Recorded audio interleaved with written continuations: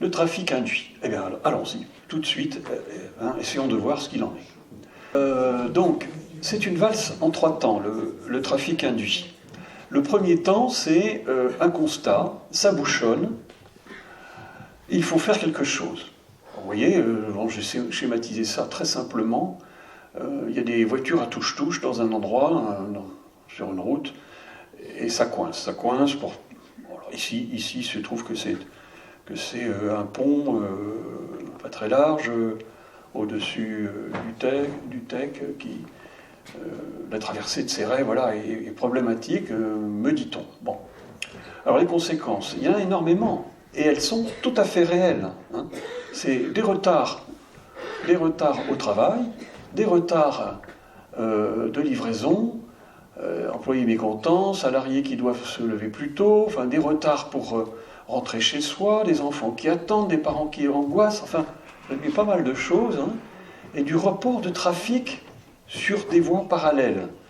Les automobilistes se débrouillent pour contourner le bouchon, essayer de trouver à tout prix des solutions. Bon, bref, ces nuisances sont absolument réelles. Alors qu'est-ce qui se passe en général ? Il y a une demande de la population, et surtout des automobilistes, pour faire quelque chose.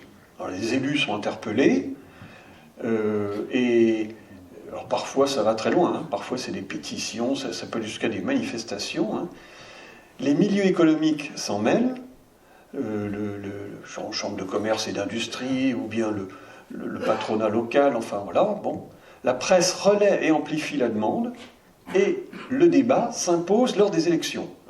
C'est souvent à l'occasion, enfin peu avant des élections municipales, que le débat est mis sur la table, et qu'on presse les candidats à se positionner par rapport à cela. Et alors, très souvent, ce qui se passe, c'est que vous avez des candidats écolos qui disent, je fais très simple, hein, des candidats écolos qui disent, il y a du trafic induit, ça va être un aspirateur à voiture, bon, ça paraît pas très crédible, et puis d'autres plutôt attentistes.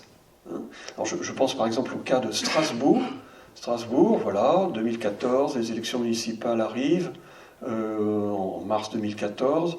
Le maire en place, Roland Ries, qui est PS, et s'interroge, se dit contre le grand contournement ouest de Strasbourg, une autoroute chargée de décharger l'autoroute qui contourne juste la ville à l'ouest, la 4 à 34, pour déplacer le trafic automobile plus loin sur donc le grand contournement ouest. Bien, alors voilà, et donc, il y a une pression très forte, hein, de tout le monde pour essayer de faire quelque chose, quoi. Comment faire pour réduire ? Alors ici, d'après ce que j'ai compris, on est loin d'avoir des bouchons extraordinaires à l'entrée de Céret. Mais enfin, voilà, bon, il y a malgré tout, ça coince un peu, paraît-il, à l'heure de pointe. Suivant. Donc, deuxième temps, eh ben, il n'y a qu'à faire une nouvelle route, ou alors élargir la route existante, ou alors faire un pont, hein, comme c'est le cas ici. Bon. Et ça paraît être une solution de bon sens. Si ça coince, il suffit d'élargir la route, ou de doubler la capacité, enfin, par un itinéraire bis, enfin, ça paraît absolument frappé du coin du bon sens. Bon. Alors, on construit la route, et le lendemain de l'inauguration, c'est magique, mais c'est vrai, ça marche, les bouchons se réduisent, ou disparaissent même carrément. Et ce jour-là, tout le monde est content. Enfin, les automobilistes en tout cas. Peut-être pas ceux qui près de la nouvelle route, habitent près de la nouvelle route et subissent des nuisances, eux, supplémentaires, mais comme d'autres en subissent moins, globalement, le bilan est même positif. À court terme, là, le lendemain, le bilan est absolument positif. Les élus qui ont poussé à la réalisation de cette route ont donc eu raison, et ils sont réélus. Voilà. Alors, donc c'est ce qui s'est passé. Alors ça ne se passe pas forcément après l'inauguration, parce qu'il ça se passe un temps énorme. Mais le maire de Strasbourg a finalement, suite à un rapport qui a dit quand même, ouais, ça pourrait être bien, enfin bref, je vous passe les détails, le maire de Strasbourg a, comment dire, a finalement changé d'avis, on dit retourner sa veste quand on veut être critique. Bref, a changé d'avis 2 mois avant les élections, et il a gagné les élections de 2014. Voilà, il a pu être reconduit comme maire. Donc c'est payant, électoralement. Ça peut être payant, ce genre d'affaires, ok ? Et les élus en sont bien conscients, évidemment. Bon, malheureusement, il y a un troisième temps. Alors, oui. Le troisième temps, c'est que, alors on est dans une temporalité, c'est bien après l'inauguration, peu après, alors combien de temps alors on va tout détailler après, mais en fait il y a 2 phénomènes qui se passent. Un trafic induit à très court terme, je vais développer rapidement le sujet, et ensuite on va revenir en détail.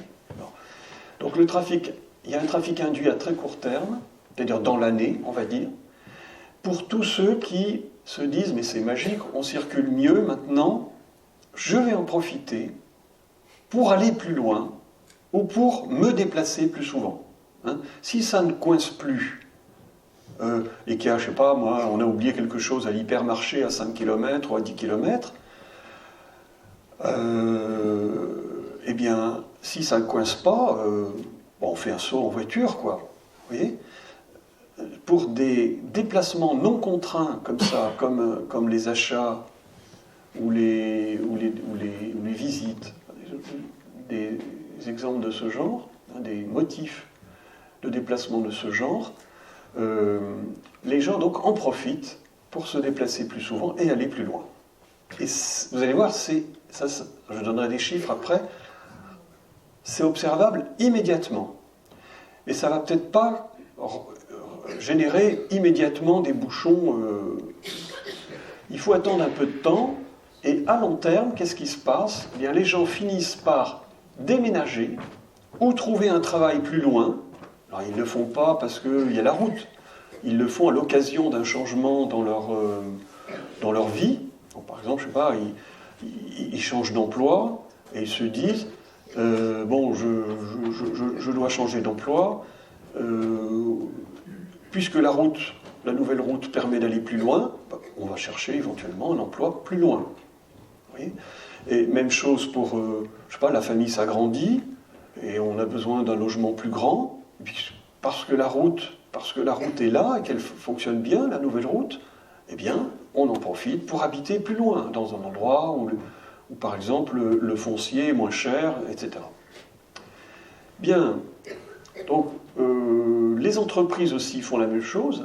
Ça, c'était les gens, c'est-à-dire les ménages, on dit dans notre jargon.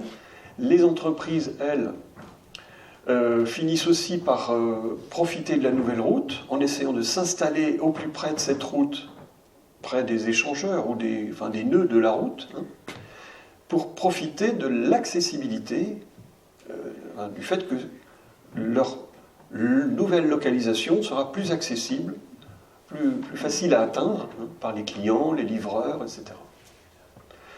Voilà, alors l'explication générale que je vais détailler maintenant, c'est que les gains de temps ne sont en fait jamais réels. On en profite toujours pour aller plus loin. Les gains de temps n'existent qu'à court terme. En fait, quand des gains de temps sont possibles, ils sont transformés, ces gains de temps, en distance parcourue supplémentaire. Et s'il y a des voitures, même s'il y a autant de voitures, mais qu'elles font plus de kilomètres, elles saturent plus les routes.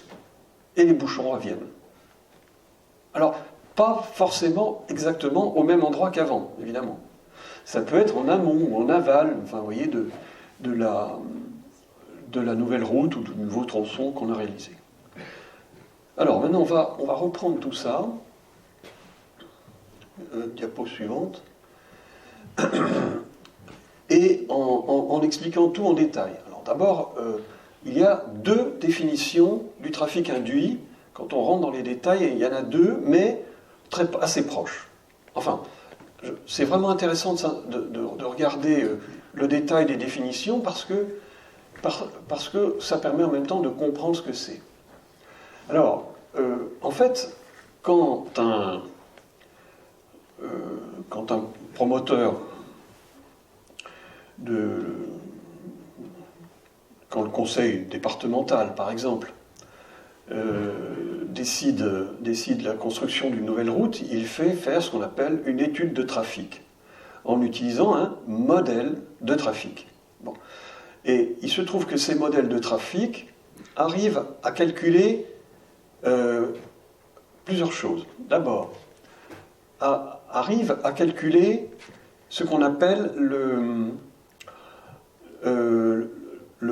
report modal, d'abord. Le report modal, c'est le report d'un mode de déplacement à un autre mode de déplacement. Donc, par exemple, s'il y a une ligne de chemin de fer, ou bien une autre route avec des autocars dessus, qui sont concurrencés par la nouvelle route qui est plus rapide, ou qui permet de gagner du temps, eh bien, vous allez avoir un report du train ou de l'autocar vers la route. Bon, voilà. Donc le modèle sait déjà calculer le report modal. Il sait aussi calculer le report dans l'espace des différents flux routiers. Donc il y a des routes plus ou moins parallèles à l'axe nouveau. Et si l'axe nouveau est très rapide et est efficace, eh bien évidemment, vous avez des gens qui vont essayer qui ne vont plus passer par les routes parallèles, mais qui vont emprunter le nouvel axe parce qu'il est plus rapide. Donc, un report de trafic dans l'espace. Okay ? Ça, c'est toujours pas du trafic induit. Et puis, le modèle va aussi tenir compte, par exemple, de la hausse démographique, ou au contraire de la baisse, ça peut arriver, du contexte économique, par exemple si on est en phase de croissance, ou au contraire en phase de stagnation. Enfin, voilà, le modèle tient compte de tout cela, et alors, on imagine, on se dit, si le modèle a prévu tout cela, ça y est, on a terminé. Eh bien non. Il se trouve qu'on constate, le trafic induit, c'est un constat, c'est pas une théorie, c'est un constat. On constate que par rapport à ce qu'avait prévu le modèle, il y a plus de voitures que prévu. Donc, comme si elles tombaient du ciel. Enfin, oui. Alors, pour les ingénieurs trafic, les ingénieurs spécialisés dans l'utilisation de ces modèles de trafic, pour tous ces professionnels qui sont des gens très qualifiés, nourrir un modèle, le caler, le faire fonctionner correctement, c'est un savoir-faire qui a accumulé depuis plusieurs décennies déjà, au niveau mondial, vous comprenez ? Ça a été inventé aux États-Unis dans les années 50, importé en France dans les années 60, développé progressivement, etc. Bon, enfin, je ne peux pas vous faire tout l'historique des modèles de gestion de trafic, mais c'est des Rolls, ces modèles, ils sont sophistiqués, ok ? Alors, si ces modèles se trompent, c'est-à-dire sous-estiment le trafic que l'on constate, alors il y a deux réactions possibles. Première réaction, c'est le modèle n'a pas dû être bien calé, on n'a pas fait les bonnes prévisions, voilà, c'est une erreur dans la modélisation. Première réaction. Ou deuxième réaction, il y a peut-être quelque chose que n'arrive pas à prévoir le modèle. Et en fait, le débat historique, l'histoire a tranché, c'est bien la deuxième solution qui est la bonne. Le modèle de gestion de trafic n'arrive pas à tenir compte de ce dont j'ai parlé avant, c'est-à-dire qu'à cause de l'augmentation des distances parcourues grâce au gain de temps transformé en distance, le modèle n'arrive pas à tenir compte de ça. Alors pourquoi ? Le problème, c'est qu'après, il faudrait rentrer dans tout le détail du modèle, c'est un peu trop compliqué, mais par construction, ces modèles sont tout à fait incapables de tenir compte des distances parcourues supplémentaires. Voilà. Alors, c'est normal, si vous voulez. Un modèle, c'est jamais la réalité, un modèle. Un modèle, c'est comme, par définition, c'est une représentation de la réalité, et toute représentation de la réalité est toujours plus ou moins simplificatrice, évidemment. Un modèle, c'est pas toute la réalité. Ça essaye d'embrasser beaucoup de choses. On a besoin de modèles pour, justement, comprendre la logique d'ensemble et les détails, enfin, de trouver de trouver comment tout s'articule. Voilà. Donc les modèles sont indispensables, j'ai rien contre les modèles, au contraire.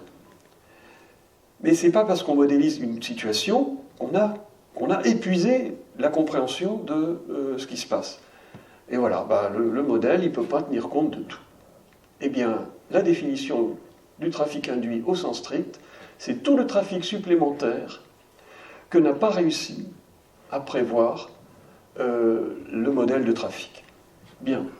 Alors, il y a une autre définition un peu plus large, c'est carrément de dire que c'est tout le trafic qui ne se serait pas manifesté en l'absence du projet routier. Et avec ces définitions, qui est un peu plus large, on ne tient pas compte des deux choses dont en principe les modèles de trafic, que les modèles de trafic réussissent à prendre en compte, c'est-à-dire le report de trafic routier des voies adjacentes sur la nouvelle route, et le report des modales des transports publics.